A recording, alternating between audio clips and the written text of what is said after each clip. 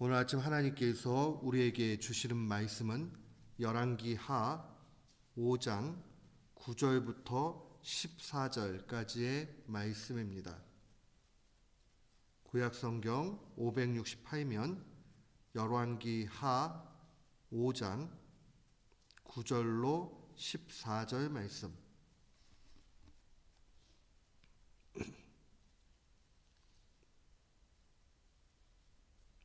우리 같은 마음으로 9절부터 14절까지 함께 봉독토록 합니다.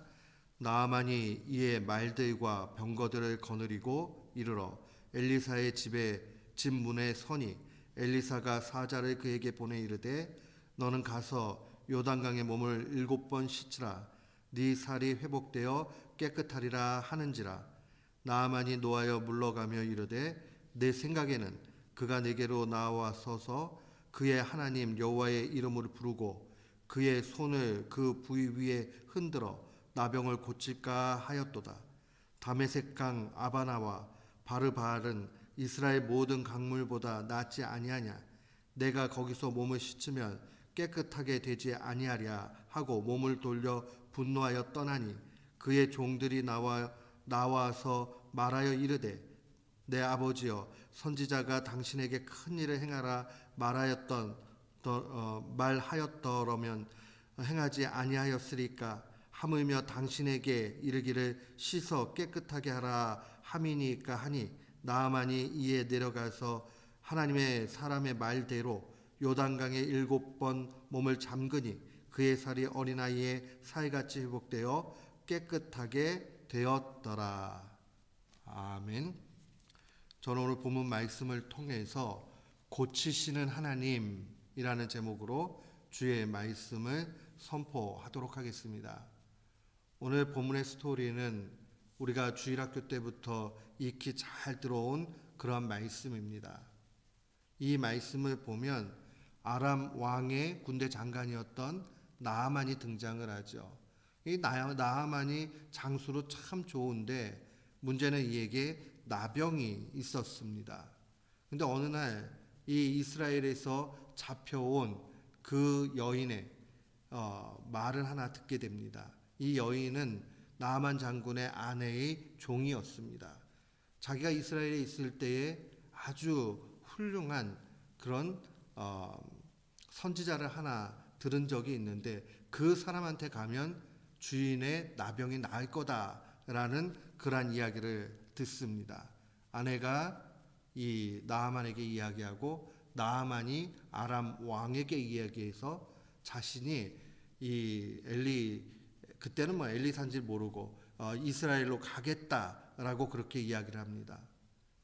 이 아람 왕이 이스라엘 왕에게 편지하지요.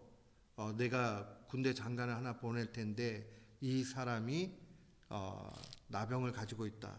이 사람을 고쳐주라라고 보냅니다. 이스라엘 왕이 깜짝 놀라죠. 아니 내가 무슨 능력이 있어가지고 이 사람을 구하겠는가. 근심하는 차에 하나님의 사람이었던 엘리사가 걱정하지 마십시오. 그 사람을 내게로 보내시라고 그렇게 이야기를 하죠. 그런 가운데서 이 엘리사의 집 앞으로 이 나아만 장군이 오게 됩니다. 나아만은 속으로 기대했어요. 내가 아주 강성한 아람의 왕의 군대 장관이니 아주 고위층이죠. 그러니까는 이스라엘 이 선지자가 나와서 자기를 영접할 거라고 그렇게 생각을 했습니다. 그런데 오늘은 웬일인지 모르지만 10절 말씀에 보니까 엘리사가 사자를 그에게 보냅니다. 종을 하나 보내가지고 이야기합니다. 요단강 물에 가서 7번 씻으면 회복된다. 아니 영접해도 지금 참 될까 말까 하는 그런 위치인데 나와보지도 않아요.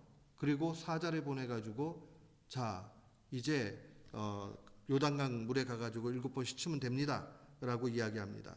11절 12절 보니까 나아만이 노하여 물러가고 또 그 가운데서 12절 말씀에 보면 분노했다라고 그렇게 기록이 되어져 있습니다. 아주 마음이 좋지 못해서 그냥 돌아가려고 하죠. 그리고 자기의 그 생각대로 이런 생각합니다. 다메섹에도, 저 북쪽의 다메섹에도 이 요단강보다 훨씬 좋은 강들이 있지 않는가. 이 사람은 일반적인 생각한 거예요. 그 강물이 좋아서 깨끗해질 수 있다라고 그렇게 생각을 한 겁니다. 근데 이 같이 갔던 종들이 이야기하죠.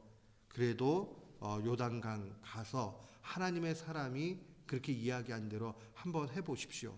어쩌면 우리 말대로 얘기하면 믿져야 본전 아닙니까? 그러니까 한번 해보세요 라고 한 거죠. 이 나병으로 고생했던 나아만 장군이 그 말에 어쩔 수 없이 14절 말씀에 보면 나아만이 이에 내려가서 하나님의 사람의 말대로 요단강에 7번 몸을 잠궜다. 이 본문의 주석에 대해서 많은 사람들이 언제 나았겠는가? 첫 번째 들어가자마자 나았겠는가? 아니면 첫 번째 들어갔을 때 좀 나아졌다가 좀 더 두 번째 갔을 때는 더 나아졌다가 마지막에는 완전히 나아졌는가? 뭐 여러 가지 상상과 추측을 해봅니다. 그러나 여러 가지 정황들을 이렇게 살펴보면 본문이 증거를 하고 있지 않지만 마지막 7번을 잠건 이후에 깨끗하게 되지 않았겠는가라는 조심스러운 생각들을 학자들이 합니다. 왜 그러느냐? 믿음을 보는 거죠. 그런 가운데서도 불평하는 가운데서도 분노하는 가운데서도 마지막까지 순종하는가 하는 것을 보는 겁니다. 정말 하나님의 사람 엘리사의 말대로 어린아이 피부같이 그 나병이 완전히 치유가 됩니다. 이쯤 되면 우리는 이 말씀을 읽으면서 야, 하나님의 능력이 크고 또 나아만이 처음에는 연약한 분노 가운데 있었지만 끝까지 순종하니까 이렇게 은혜를 얻게 되는구나. 그 정도 읽어도 참 이 본문의 말씀은 은혜가 되고 귀하고 그럽니다. 그런데 오늘 본문 말씀을 더 깊이 묵상하면 우리가 한 걸음 더 나아가야 됩니다. 나아만 장군의 그 마지막 순종을 통해서 나무 입은 것도 중요한 사건이에요. 개인적으로 보면. 그러나 하나님의 말씀 우리에게 더욱더 중요한 걸 알려줍니다. 하나님이 누구시냐 하는 것을 알기 원하신다는 겁니다. 우리가 그 다음에 15절 말씀에 보면은 그 이후로도 쭉 내용들이 기록이 되어져 있는데 그 내용을 보다 보면 이 나아만 장군이 하나님이 어떠한 분이냐 하는 것을 점점 알아가는 내용들이 기록되어져 있습니다. 그가 예물을 드리려고 그렇게 할 때 거절을 하지요. 이거 물건을 더 받을 필요가 없다라고 이야기를 하죠. 근데 15절에 그는 이런 고백을 합니다. 내가 이제 이스라엘 외에는 온 천하에 신이 없는 줄을 아나이다.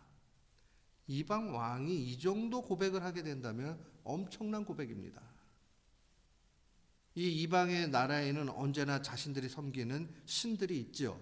근데 그것은 다 잡신이고 아무것도 아니라는 거예요. 오직 이스라엘의 하나님만이 유일한 신이다라고 하는 고백을 합니다. 우리가 이 부분이 더욱 중요합니다. 엘리사의 말 때문에 나무 입은 것도 아니고 요단강물이 좋아서 병이 치유된 것도 아니고 하나님께서 어떠한 분인지를 친히 보여주시는 겁니다.